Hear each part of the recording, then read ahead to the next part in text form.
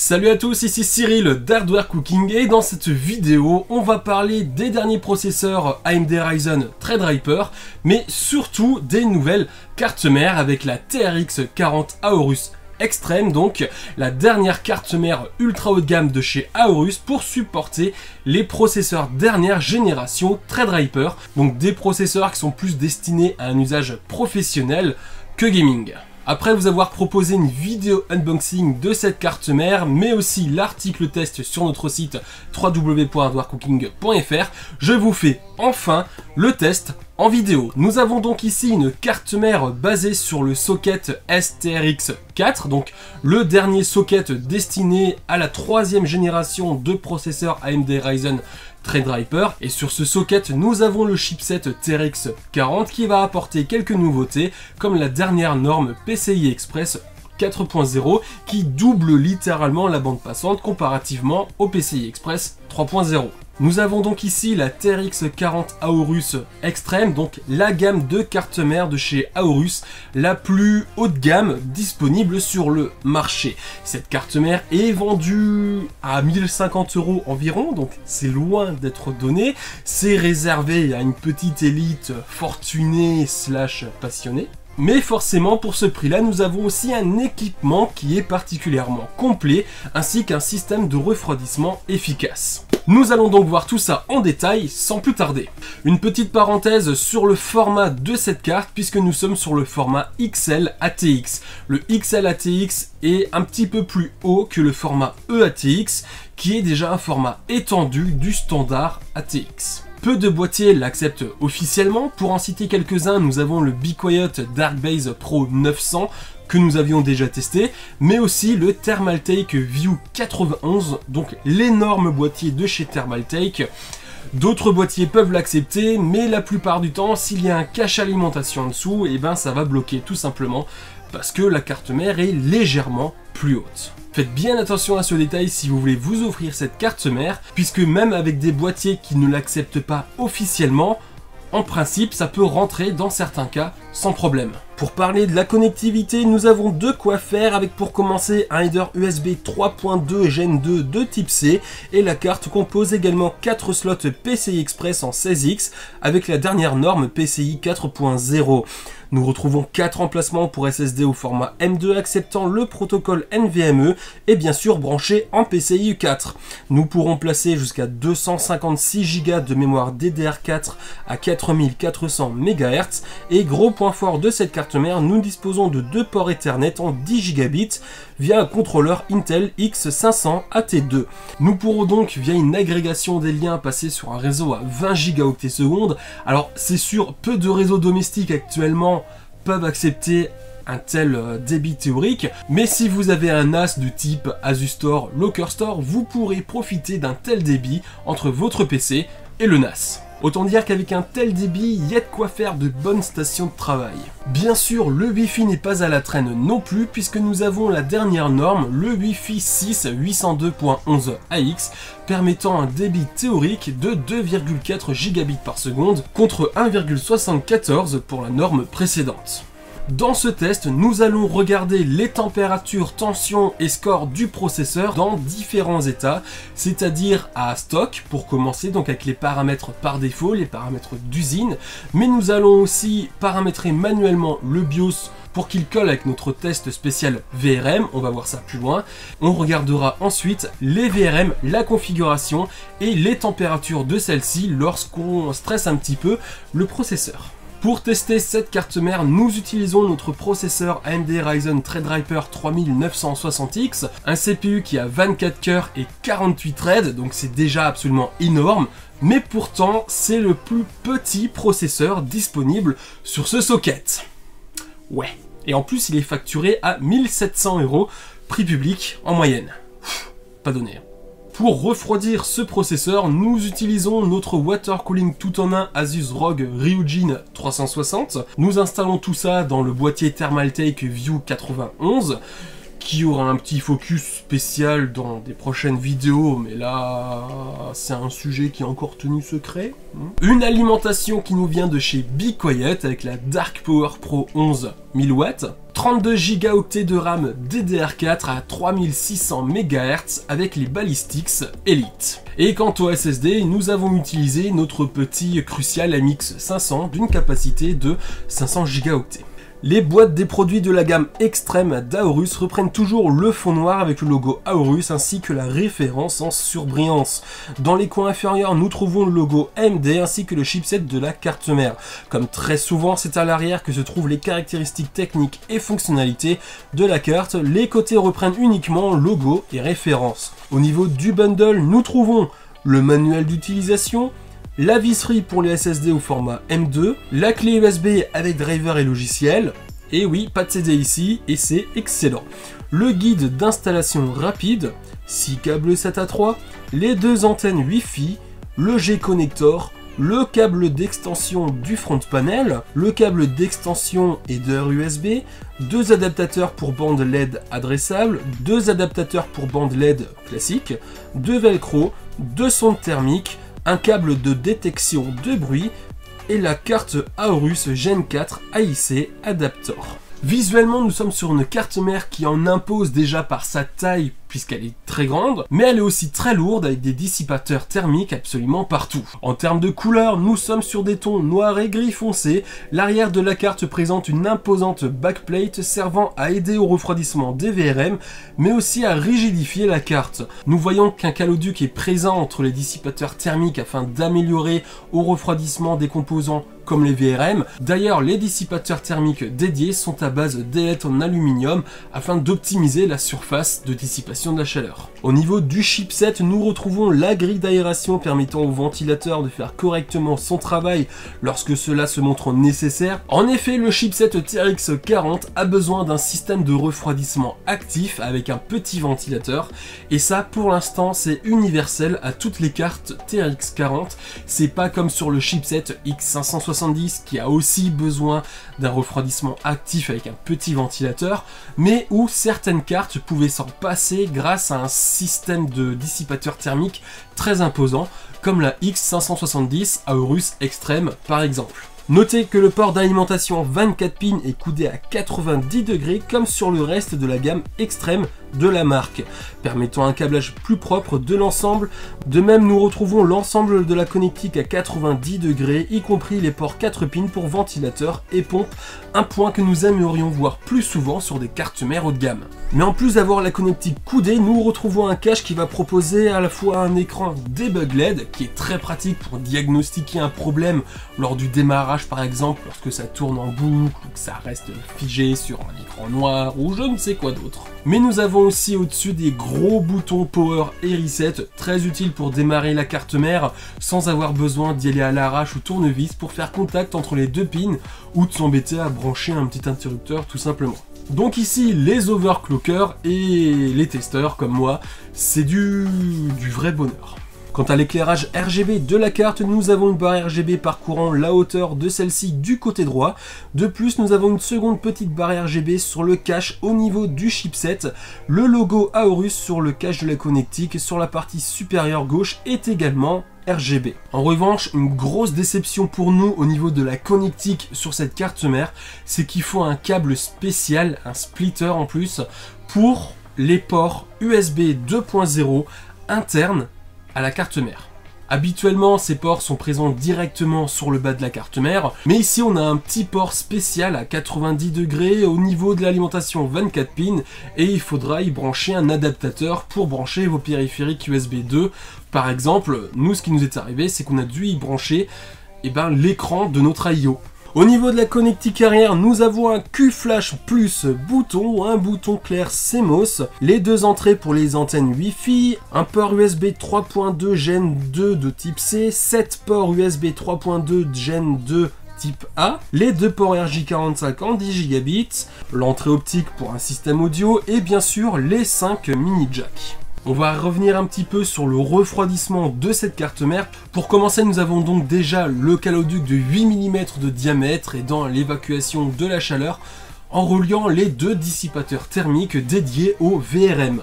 Nous avons aussi des dissipateurs thermiques pour l'ensemble des emplacements pour SSD au format M2, ça aussi c'est très pratique pour éviter l'effet d'un thermal throttle. Et nous avons sur la carte réparti 9 sondes de température pour le monitoring. Notez également la présence de 2 connecteurs pour ajouter 2 sondes de température externes. Et nous retrouvons aussi 7 ports 4 pins hybrides pour y connecter des ventilateurs et des pompes. De plus, nous avons via un câble de détection de bruit la possibilité de réguler la vitesse des ventilateurs par rapport au niveau des décibels générés, et ça aussi ça peut être très pratique dans certaines circonstances. La fonction Fun Stop est toujours présente et permet de désactiver entièrement des ventilateurs lorsque la config est déjà au frais. Tout à l'heure en listant le bundle, je vous ai parlé d'une carte PCI Express, la Aorus Gen 4 AIC Adaptor. Alors ça c'est tout simplement une carte PCI Express sur laquelle on va pouvoir brancher 4 SSD au format M2. Bien sûr, la carte est compatible PCI 4.0, mais elle dispose aussi d'un véritable système de refroidissement puisqu'on aura un dissipateur thermique qui va être fait avec le carénage directement de la carte PCI, vu que c'est pas un PCB à nu, mais nous avons aussi sur cette carte un petit ventilateur de type blower qui va aider au refroidissement. D'ailleurs, nous avons même plusieurs profils de refroidissement dédiés à cette carte, et ça c'est vraiment cool. Maintenant, on va parler des VRM, aka les fameux étages d'alimentation. Vous le savez sans doute à force de regarder nos vidéos ou de lire nos tests sur les cartes mères, c'est un aspect très important qui est souvent délaissé par les utilisateurs par manque de connaissances techniques ou simplement d'informations de la part des marques, puisque c'est quand même un sujet très technique qui peut être un petit peu obscur pour la plupart des gens. Mais il faut bien se rappeler que ce sont les étages d'alimentation qui vont se charger de passer l'alimentation 12 volts du socket en 1,40, 30, 20 volts au processeur au moment où il en a besoin. Il lui faut une énergie propre et stable, et c'est donc les VRM qui se chargent de transformer tout ça.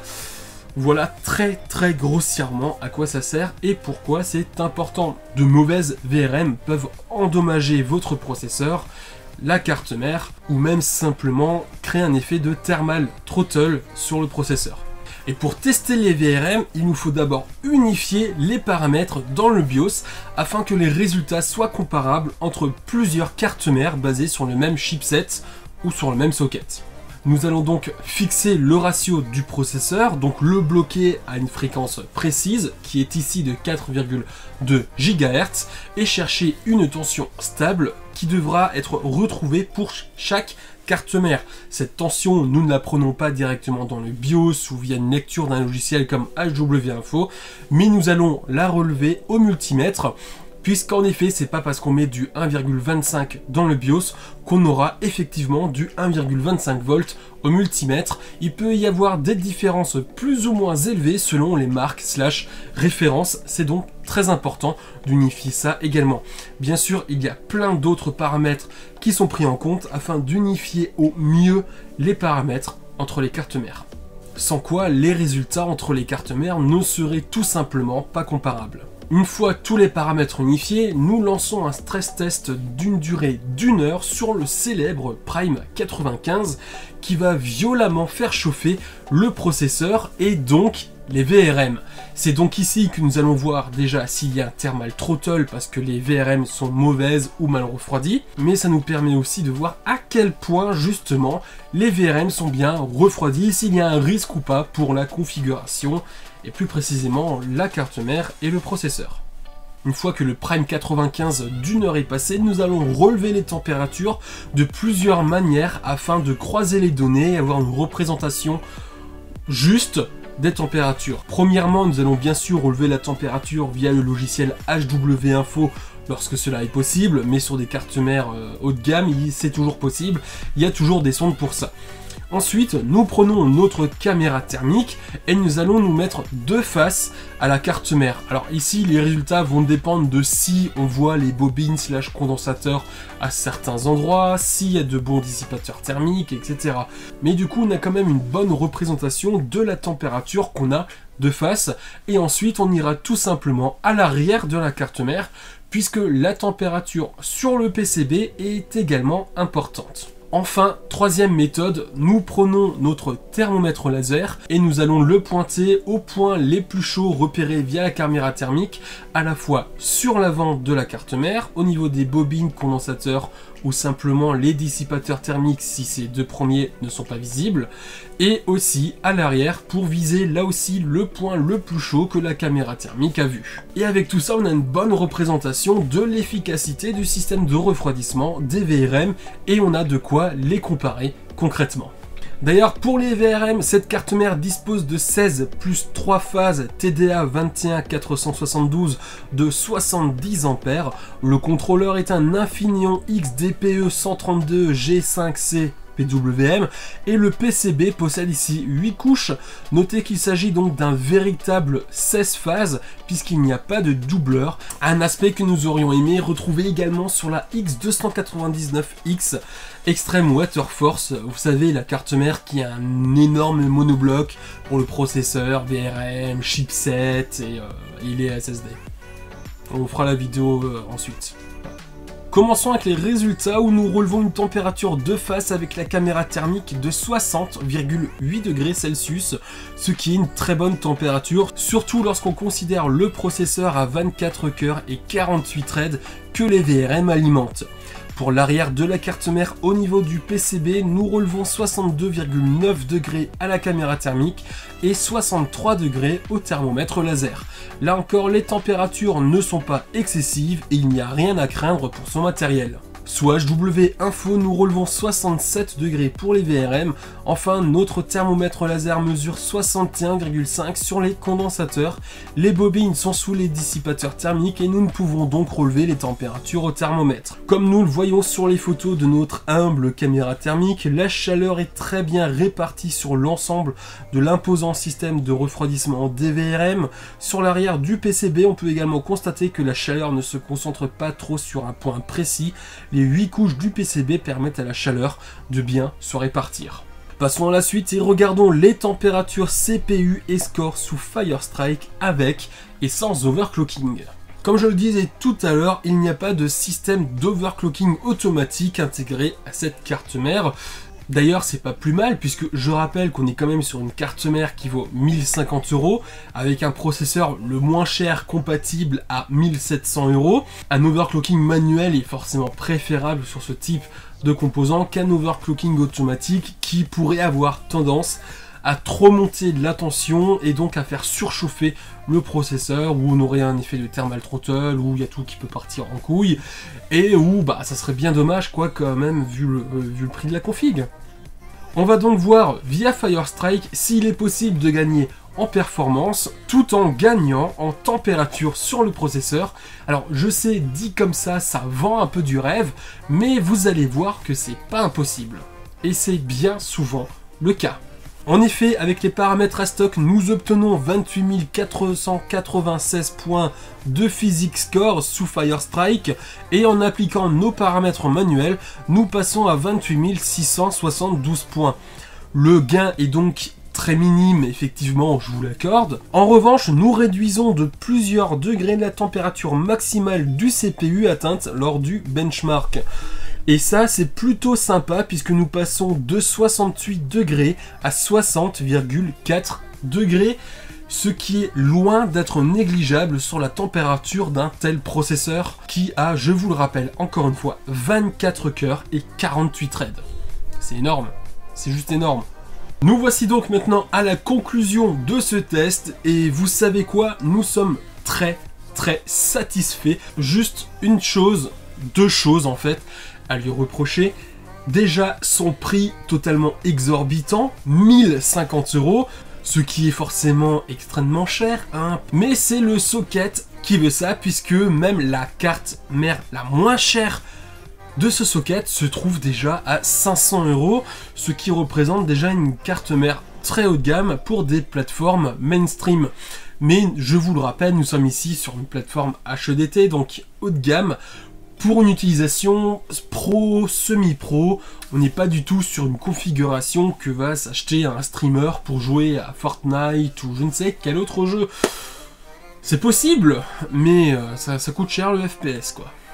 Et deuxième petite déception, le header splitter dont on a besoin pour brancher un port USB 2.0 en interne. En termes de connectivité, on a littéralement tout ce qu'il faut. En effet, si on regarde du côté du réseau, c'est déjà énorme, puisqu'on a 2 ports 10 gigabits avec la possibilité de faire une agrégation de liens pour passer à un réseau 20 gigabits. Déjà, ça, il y a très peu de cartes mères qui le permettent. Ensuite, on a du Wi-Fi 6 802.11 AX permettant un débit théorique de 2,4 gigaoctets secondes contre 1,74 sur la génération Wi-Fi précédente.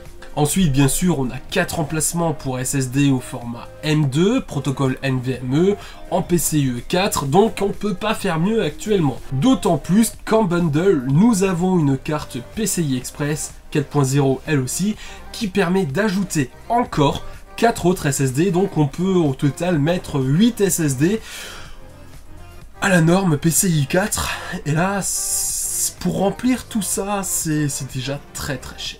Quant à la RAM, on peut quand même mettre 8 barrettes en quad channel et monter jusqu'à 256 Go à 4400 MHz. Alors là, je peux vous dire qu'un pro sous ces logiciels, il va être aux anges. Et en termes de performance, le système de refroidissement est très efficace puisque comme on l'a vu tout à l'heure, les VRM sont très bien refroidis, il n'y a vraiment pas de souci de ce côté-là et vous pouvez y aller les yeux fermés. En termes d'overclocking, on a démontré qu'il est possible de gagner en performance, certes légèrement d'après nos tests, mais nous gagnons surtout en température. Alors nous ne sommes pas non plus des overclockers professionnels, donc il y a sûrement moyen de faire encore mieux. L'éclairage RGB ici ne fait pas un effet sapin de Noël, et d'ailleurs c'est tant mieux puisque nous ne sommes pas sur une gamme de cartes mères destinées aux gamers, je le précise encore une fois, mais plutôt à un public professionnel, voire semi-professionnel, qui ont besoin de grosses puissances pour des logiciels spécifiques, comme les rendus, la compression, etc. Donc ce qu'on aime dans cette carte mère, il y a le design, forcément, hein, on a craqué nous, la connectivité ultra complète, que ce soit au niveau de l'USB ou du réseau. On a aussi plein de ports coudés à 90 degrés, comme les ports pour ventilateur et pompe, l'alimentation 24 pins, et ça c'est vraiment cool pour faire un câble management très propre. Le système de refroidissement est efficace, et surtout au niveau des VRM, on a 16 véritables phases, et ça c'est assez rare pour qu'on insiste dessus. Et comme dit tout à l'heure, le prix c'est 1050 € quoi. C'est quand même la carte mère la plus chère de ce socket, la plus chère de sa catégorie. 1050 €. T'as des PC entiers à ce prix-là. Disponible sur LDLC et Amazon, je vous mets les liens dans la description, comme toujours. Donc maintenant on a fait le tour de cette carte mère, vous pouvez retrouver ce test complet et bien plus encore avec le détail du BIOS par exemple sur notre site www.hardwarecooking.fr, je vous mets le lien juste là. Je vous invite à mettre un petit pouce en l'air sur cette vidéo si elle vous a plu, à mettre des commentaires hein, si vous avez des questions ou quoi que ce soit, et surtout à vous abonner et à cliquer sur la petite cloche afin d'être notifié de nos prochaines vidéos. Et je peux vous assurer qu'on a plein de vidéos prévues et on a de très gros projets avec certaines marques sur du gros composant, et ça serait dommage que vous ratiez ça. Ouais. Sur ce, je vous dis à bientôt pour une prochaine vidéo. Ah, je fais plus le... Non, ça je fais plus. Non, c'est trop long à faire.